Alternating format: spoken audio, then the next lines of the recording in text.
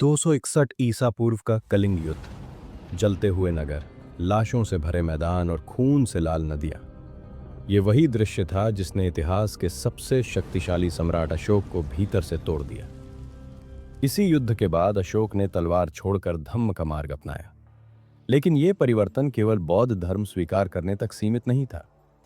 बहुत कम लोग जानते हैं कि कलिंग के बाद अशोक ने एक और गुप्त निर्णय लिया, एक ऐसी शपथ जिसे सुनकर आज भी रोंगटे खड़े हो जाते हैं। कहा जाता है कि अशोक ने 9 अज्ञात पुरुषों को चुना और उन्हें ऐसे ज्ञान की रक्षा की जिम्मेदारी सौंपी जो अगर गलत हाथों में चला जाता तो पूरी मानवता के लिए विनाशकारी बन सकता था।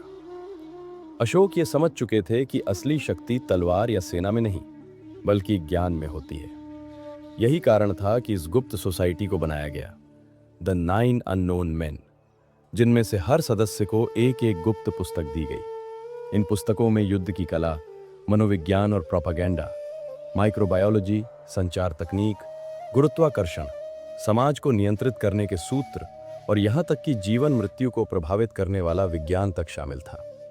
कुछ कथाओं के अनुसार एक पुस्तक में भीड़ को बिना हथियार के नियंत्रित करने का पूरा विज्ञान लिखा था, तो दूसरी में ऐसे सूक्ष्म जीवों का ज्ञान था जो पूरे साम्राज्य को मिटा सकते थे।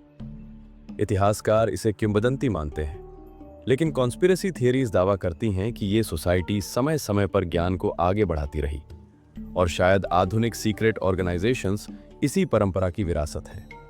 सवाल ये नहीं कि ये कहानी सच है या झूठ, सवाल ये है कि अगर ये केवल कल्पना होती तो ये कथा सदियों तक जिंदा क्यों रहती?